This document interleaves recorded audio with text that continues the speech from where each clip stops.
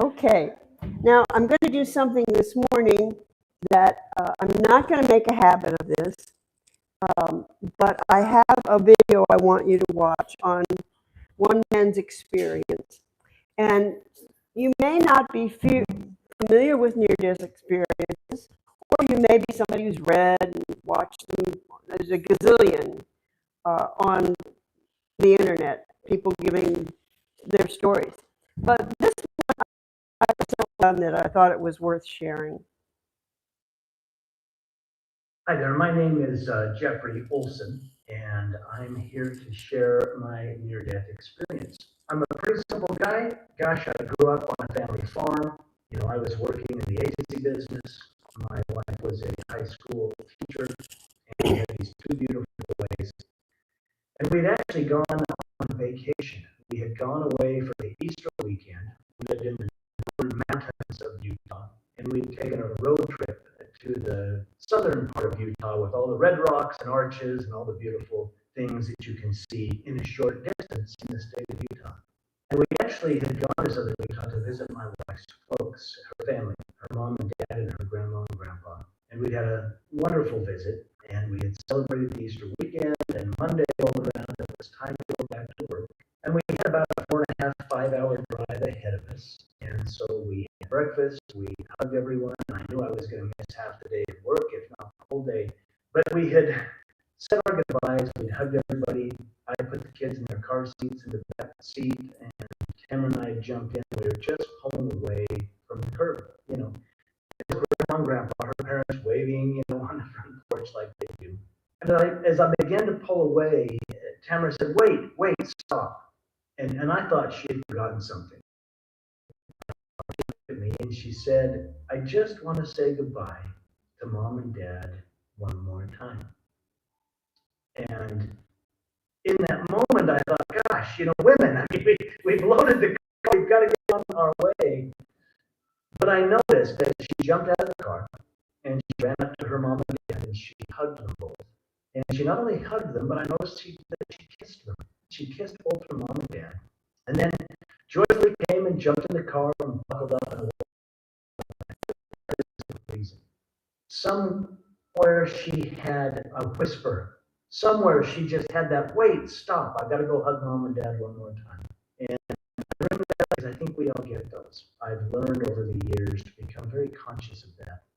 When you get that little hit, that little whisper, hey, I've just got to go do this. I'm so grateful that Tamara did that, that she said, stop, wait, I've got to go say goodbye to mom and dad. Because as the day played out, that was the last goodbye.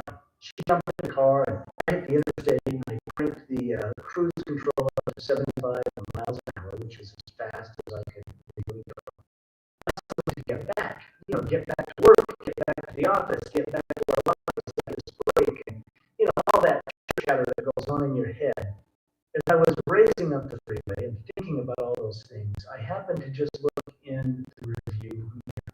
And as I glanced in the rearview mirror, my youngest son, Griffin, he caught my eye, and I noticed he was sound asleep in his car seat. And even in that glance, it's almost like time stood still. I was overcome with, wow, there he is. A miracle. We were told we may never have more children, and there he is. And I noticed details. You know, I noticed how his hands were laid on the car seat, you know, tray, and I noticed how long his eyelashes were. In a moment, just in that glance, I saw that and I felt him, and then I heard the laughter and playing. My 7-year-old son, my oldest, was playing with action figures in the back seat behind me and making all the joyful noise of a little boy. And I just thought, wow, how did we get so lucky? At the same time, I just glanced at Tamara, my wife, who had also reclined her seat back, and she was sound asleep, but she was still holding on my hand. And I thought, wow, we're 10 years into a marriage, and she's still holding my hand. I became aware of that. But it was this absolute moment of gratitude, this surreal glance in the rearview mirror and seeing by and being extremely grateful. And it was about an hour after that it all came apart. I think one of the most difficult things about telling the story is I believe I may have dozed off. I might have just nodded off briefly like like that. And at any rate, I swerved to the right, I overcorrected to the left, and I lost control of the vehicle, and it flipped and began to roll, not off the road, but down the road. And it was a horrific automobile accident.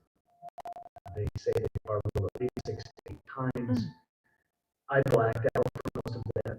But as the car came to a stop, I was completely conscious. And the first thing I heard was my 7-year-old, my oldest son, crying hysterically in the back seat. And my thought was, I've got to get to my boy. I've got to get to my son. And that's when I realized that I could not move. I was pinned either to the floorboard or the seat. I couldn't tell. There was the rancid, smell of gasoline. All the glass. I was unaware of my injuries. Actually, both of my legs had been crushed and shattered. My left leg was eventually amputated above the knee. My back had been broken in 2 places. My right arm had almost been torn completely off. The seatbelt had cut through me and ruptured all my insides. My rib cage had been damaged and my lungs were collapsing.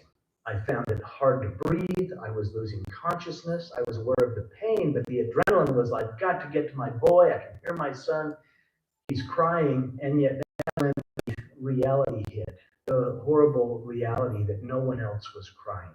And I became aware at the scene of the accident that both Tamara, my wife, and Griffin, my youngest son, were gone.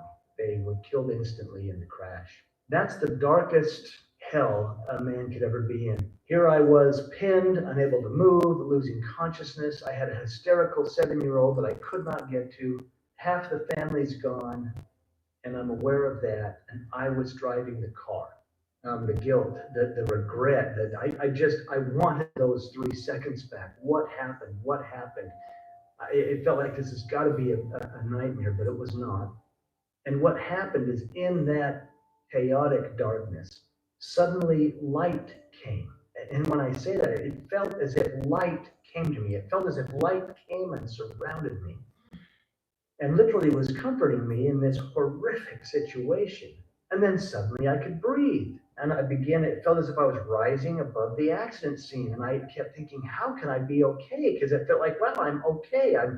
I could breathe. The pain is gone. I'm very conscious, super conscious. I believe what was happening is my soul had left my body. But here I was in this light, wondering, how can I possibly be okay? And then Tamara, my wife, who I knew she was deceased at the scene. Suddenly she was in this light with me, right there, right with me. And there was no injuries or trauma. She was gorgeous. She was radiant, and she was communicating to me. She kept saying, Jeff, you can't be here. You can't be here. You've got to go back. You got to go back. You can't come. You've got to go back. And she was emotional and emphatic about it. And I was still kind of searching for my bearings here, like, what's going on? But we literally had a conversation. We had a conversation about if I stayed with her, our son would be orphaned. And we literally made the choice that I was coming back. And we have no idea how powerful our thoughts are, as we made that choice. And I said the most profound goodbye I'll ever say. I didn't have to figure out how to come back. It was in making the choice. Our thoughts are so powerful. Suddenly, in saying that goodbye and choosing on going back, I found myself wandering around a hospital. When I say wandering around, moving about freely. Now, here's the interesting thing. I have no concept of time in this light, if you will. I later found out that other drivers stopped at the scene. Spencer, my 7-year-old, was banged up pretty good, but he physically walked away from the accident. I mean, he was banged up physically, but he was okay. I think he bruised his ribs and he cracked his wrist. But emotionally, he thought the whole family was gone. I had to be extricated from the car, and because of my injuries, I was airlifted or life flighted to the nearest level 1 trauma center. I knew none of that. All I knew is that I'd crashed the car. We'd lost half the family. And here I was moving freely about the hospital.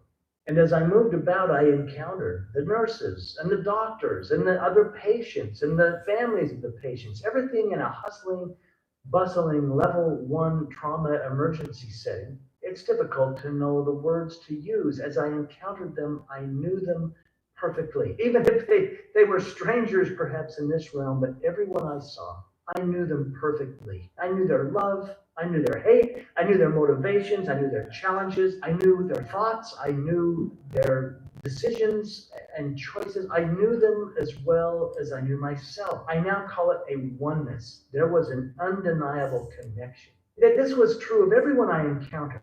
I knew them perfectly, and yet it was all connected in this absolute unconditional love. Love without conditions. Everyone I saw, I loved them. And then I suddenly came up to a body that I didn't feel anything from, which I thought was strange given this experience. And so I stepped closer to look, and that's when I realized, oh my goodness, that's me. There was the flesh, there was the body that I was going to have to get back into, and that I had lived my life up to that point within. And yet I also knew I had to get back in that body in its brokenness. And again, our thoughts are so powerful. I didn't have to figure out how, just the choice, the intention. I'm going into the body.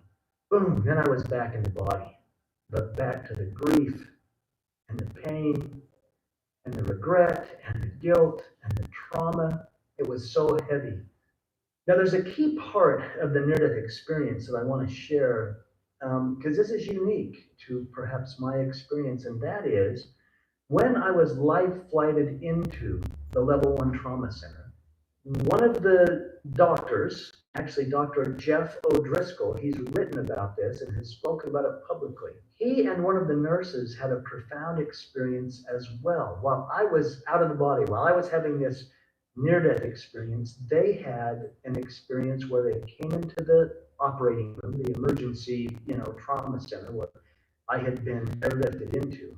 And they both reported that they saw and experienced my wife, Tamara, who was killed at the scene. They experienced her soul, her spirit, in the operating room.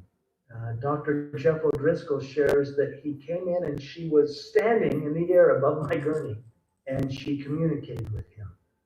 When I asked him, what did she communicate to you? He shared with me, she simply thanked us. She simply shared her gratitude for all we were doing to save your life. And when he said that, I thought, of course she did. That's exactly how she was. But I also realized he didn't know that we'd had this conversation, that we'd made this deal, that I had agreed to come back and I was going to raise our surviving son. But there was interesting things in the hospital, including that little, their body wasn't shutting down and their brain wasn't lacking oxygen. They were alive and well and healthy in the operating room, and experienced my wife's soul as they worked on me. And as I was making the choice to go back into the body, I suppose in saying goodbye to my wife, Tamara, they were saying hello. They were introduced, and she communicated how grateful she was for them saving my life. That's an interesting side note. But the months in the hospital were profound. There was times that it was so painful. I felt like I would leave the body again. Like I would just have to take a break and stand over in the corner of the room and look at my broken self, just getting a breather and getting up the nerve to get back in the body and keep going. But it was at that moment, at that point, that I had another profound out-of-body or near-death experience. And it was one night when I finally laid on my side and I fell into a deep, peaceful sleep. And it's like I was aware that I was in a deep, peaceful sleep. I was sleeping and thinking, wow, I haven't slept peacefully for months. It's been so traumatic and the grief was so heavy. But on this particular night, as I slept, I felt that light come again. But this time the light dispensed and I was in the most beautiful place. People can say heaven or the spirit world or the other side. The only word that comes close to what I was experiencing is I was home. I was home. It was so familiar. It was so welcoming. I was home and I began to run. Now, I don't run in this realm, but there I had 2 feet and 2 legs and I began to run. And it was such a physical experience. I mean, it was so physical. I mean, here I was out of the body, but I could literally feel the energy of the ground beneath my feet. It was an invigorating physical experience. I was running and I was laughing gleefully, thinking I'm home.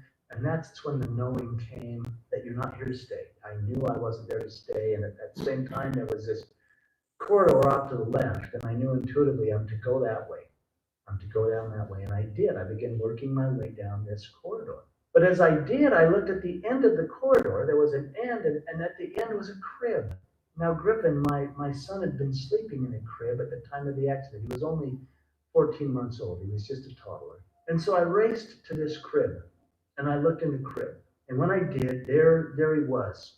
There was my little boy, and he was sleeping as beautifully and as peacefully as when I glanced in that rearview mirror. That's why I bring this up. I looked at him laying there, and the same emotions came up. He's a miracle. I noticed the details. I noticed how long his eyelashes were, and I picked him up and held him against me, and he was solid against me, and I could feel him breathing. I could feel his breath on my neck. I began to weep just holding him and smelling his hair and kissing his face. And as I did that, I felt this presence come up behind me, this overwhelming, powerful cosmic presence. And then I began to have that guilt bubble up again, all that regret. I was holding him, and given my upbringing, I was feeling like, wow, that presence is gone. And I'm in so much trouble. My little boy's here because I crashed the car. You know, his life was cut short because I dozed off and I lost control, and all that guilt was coming up as I held him, weeping now with his presence coming closer and closer and closer. And I had the thought, I hope there's some way I can be forgiven. And as I had that thought, this presence had come so close, and this almost felt physical, that I just felt these divine arms just wrap around and hold me and my little boy. And I just began to weep. And with that thought, I hope I can be forgiven, there was this download of information, peace, of love. The first thing that was communicated is there's nothing to forgive. Everything is in perfect divine order. And then I had what I've learned is called the life review. I began to see my life.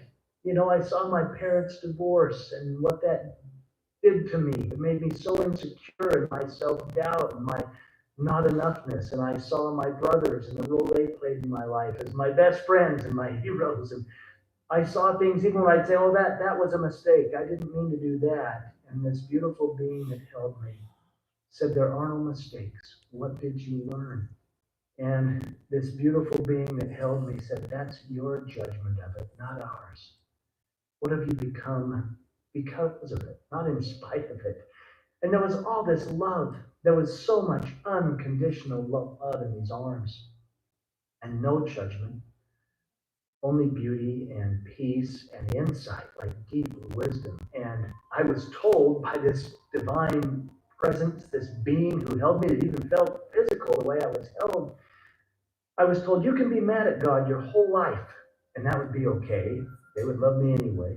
Or I was told I could be mad at myself my whole life, and that would be okay. They would love me anyway. It was nothing but love. But I was also given a third choice. And this was interesting because the being who held me, who I call God, said, I want you to have your will in this circumstance. I'm like, my will? I was brought up in a conservative Christian home. It's your will be done, not my will be done. And this being communicated to me, God said, your will is my will. That's how much we love you. My will has always been that you have free will, and I want you to make a choice.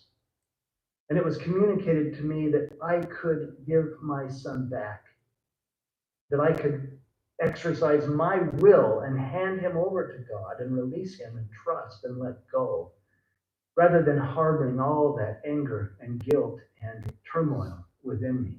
And in all that peace, and in all that love, and in all that beauty, and all that insight and wisdom, I was able to kiss my little boy, and I handed him back. I gave him over. I handed him over to God, and I let go.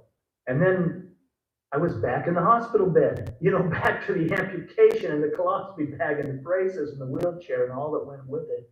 But I had a little bit different insight. It had expanded everything for me. I mean, I had grown up believing that life was a test. And yet in all that love and in all that beauty, I realized that life is not a test. It was a gift. I was told life is a gift. And in every moment I have a choice of what I choose to do or how I choose to react. Even the emotions, if something makes me angry, what a gift that I can feel an emotion. But I'll tell this one last story and wrap it up. But it was time for me to go home. And my brothers came to get me. and they would literally have to lift me. They would have to lift me up and put me in the wheelchair. We drove to my brother's house where I was going to be staying for a while, where my son had been. He was excited for me to come home, but I was so worried about how he would accept me. I mean, I'd been the rough and tumble dad, and now I was crippled and had this colostomy bag and all the things that went with it. I was never going to be the same. And I kept worrying, how is he going to deal with this? How is he going to accept me? And as we pulled up to the house, there was my son, 7 years old, looking out the window, watching as his uncles, my brothers, lifted me out of the car and into the wheelchair. And I kept thinking, how's he going to deal with this? How's he going to accept me? And I began to navigate my way. They had built a ramp for me. They were insistent that I become independent. I had to drive that wheelchair into the house. And Spencer, my 7-year-old, came running out the door and he came running toward me and he ran right past me. And I thought, well, that's it. This is too much for him to see me like this and to be on his turf now. It's just too much. He's got to process this. And I continued to navigate the wheelchair and go to the ramp. And I was turning the wheelchair to go up the ramp. And I just, looked over my shoulder to see where he had gone. And then I heard him. And what he had done is he had run across the street and he was knocking on all the neighbors' doors and he began to shout, come out, my dad has made it home, come and see my dad. And I burst into tears again, and he made the rounds hollering, and then he came and he did throw himself on my lap, which just about killed me because I still had all the sutures from the abdominal repair. And he threw his arms around my neck, and I told him, look, I'm going to work really hard to get well, but I'm going to be like this for a while. Are you going to be okay? Now, he's a grown man now. It's been 25 years. But we still laugh about what he said. He said, Dad, if you were nothing but a puddle of blood, I would still love you. And that's been true. The near-death experience has taught me that what's important is the life experience.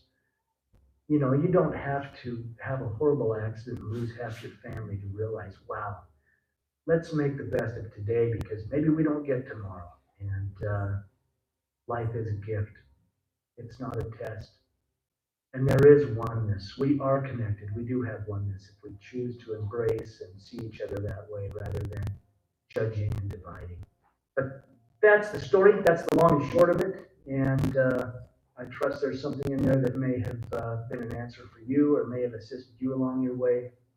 All there is love. Even grief is love. We only grieve because we love. And lean into the love in your life. Tell the people you love that you love them. Smile at that stranger, pitch in, be more kind, be more you, and simply be the highest manifestation of you there can be. Thank you. Okay. Hope that was worthwhile. Yeah, very good. The idea of a near-death experience was basically unknown until the 1970s. The man on the street, if you had gone up to him and said, what do you think of NDEs? They wouldn't have known what an NDE was. And if you explain, well, near-death experience, they wouldn't have known what that was either. Until Dr. Raymond Moody wrote a book that became a bestseller and is now kind of the jumping off place. If you want to investigate near-death experiences, you go first to Dr. Moody's book, which I went through this week. And in addition to sharing his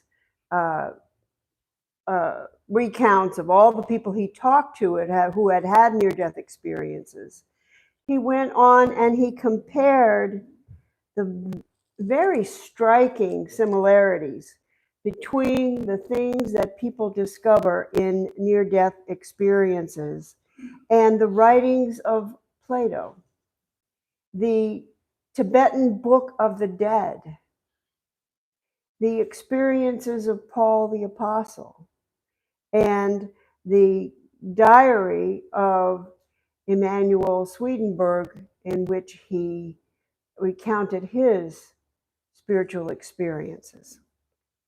I think Swedenborg. I'm really not sure how to pronounce it. Anybody know how to pronounce it? Okay, I'll say it's Swedenborg. Um, so Dr. Moody also, in his book, included a list of 15 things that are commonly found in near-death experiences. And I'm going to go through them briefly. The first one is either a doctor pronouncing or some healthcare worker pronouncing the person dead, or something happening that they realize that they have died. Another thing that happens very often in the beginning of the experience is a loud noise. Sometimes it's a harsh noise. Sometimes it's a beautiful noise, like the tinkling of wind chimes or beautiful music, but it's a loud auditory experience. And then there's either moving through a tunnel or being in a cave or being down in a well or just floating in emptiness, in dark emptiness. And just as we saw in this particular video, and I know you, if you know anything about near-death experiences, you run into this business of floating above the ground, over the hospital room, or over the car wreck, or in what has come to be known as the spiritual body. In the literature, they talk about the spiritual body. They don't usually say the soul. They say the spiritual body is now looking at the surroundings around the death experience, whatever that happened to be.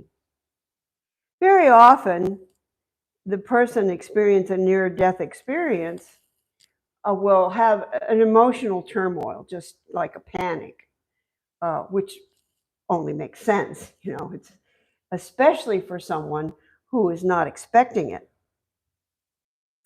But then that calms down, and very often there will be some kind of just a feeling of peace and a feeling of being loved and a feeling of like everything is okay. Very often, loved ones will greet the person, even people who died many, many decades ago, you know, grandmother or someone from their very young years will come forward and greet them joyfully. And just as Mr. Olson talked about God coming to him in the form of a bright light, this idea of a special being, some people will say God, some people will say the Creator. You know, when a near-death experience happens to an atheist, they don't say, I saw God. They say, oh, I saw whoever's running things. Whatever word they want to choose, I won't say God. And very often, the person is invited to have a life review. The life review is not like a judgment day. It is at once goes through the person's life from birth to the present, and they see everything. But it's also instantaneous because in the near-death experience, time doesn't exist. In that realm, you know, time is really something we invented so that we could make our minds wrap around what was happening to us. But in reality, there is no time. And people who have near-death experiences say this over and over, that they had no sense of time. And when they come out of it, they are shocked to find out how long they have been legally dead. And then there is the experience of a barrier of some type, either an open door or a bank of clouds, some kind of a barrier. And the person is either told or they realize that now they can go over.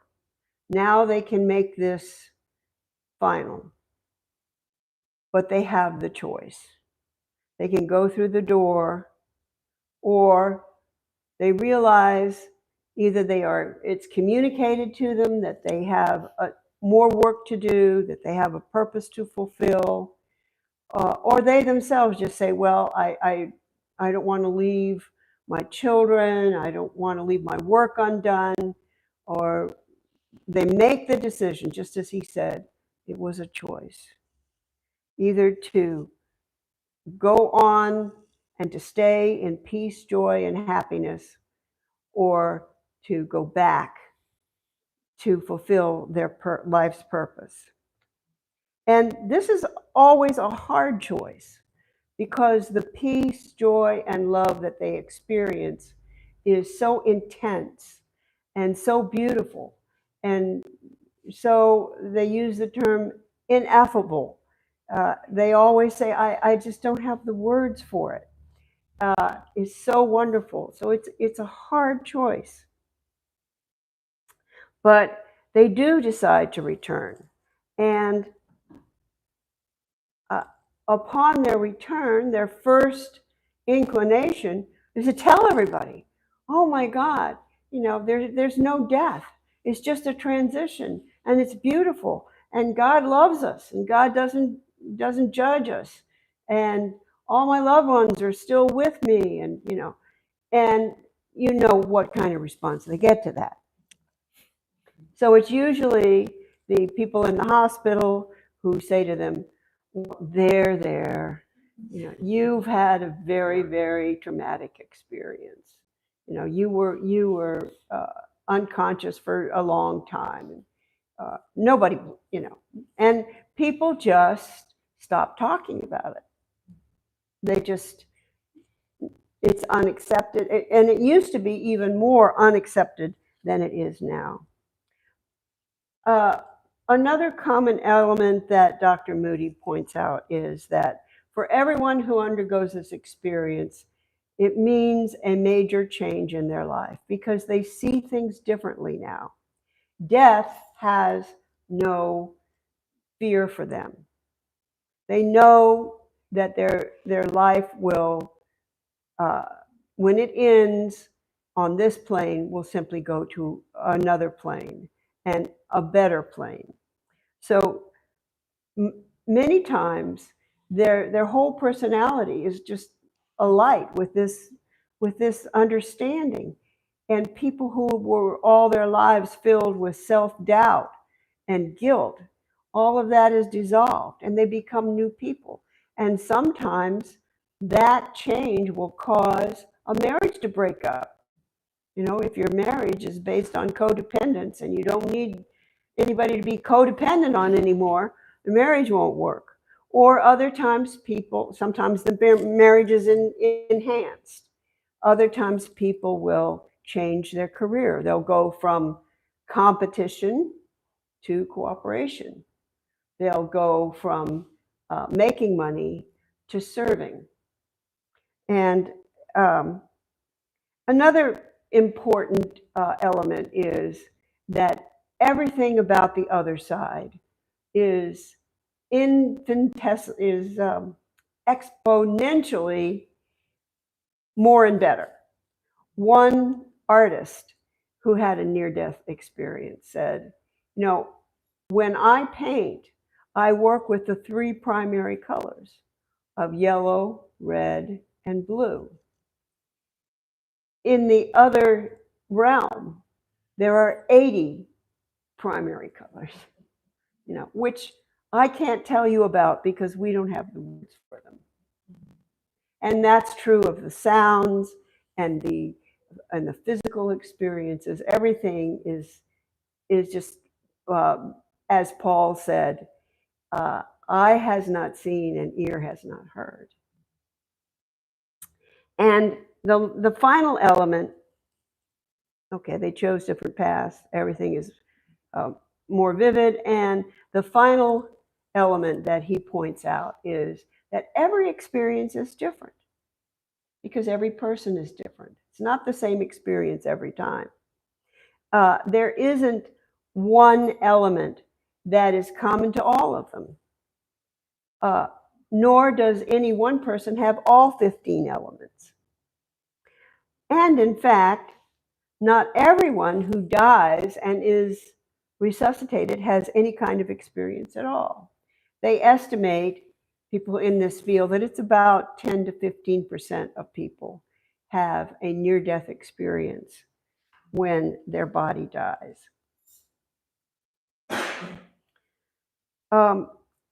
Dr. Moody said in his book, this book is not meant to be a scientific, the work that I did is not a scientific study. In order for a scientific professional, whether it's a doctor or an engineer or whoever, there are certain criteria that must be met in order for a study to be considered a scientific study. And Moody says, I didn't do a scientific study. My goal was just to find as many people as I could who had this experience, to be as impartial as I could be, and to present as much proof as I could find. But at the same time, my goal is just to bring this all to light, which he did. However, other people since then, other scientists have done extensive studies. And in the handout and in the email that I'll send to those of you who sign up on the side table, there's a guy named Dr. Sabom who wrote a book called Light and Death. And his goal is to approach this in a scientific way. And he does a good job. And his work is scientifically accepted.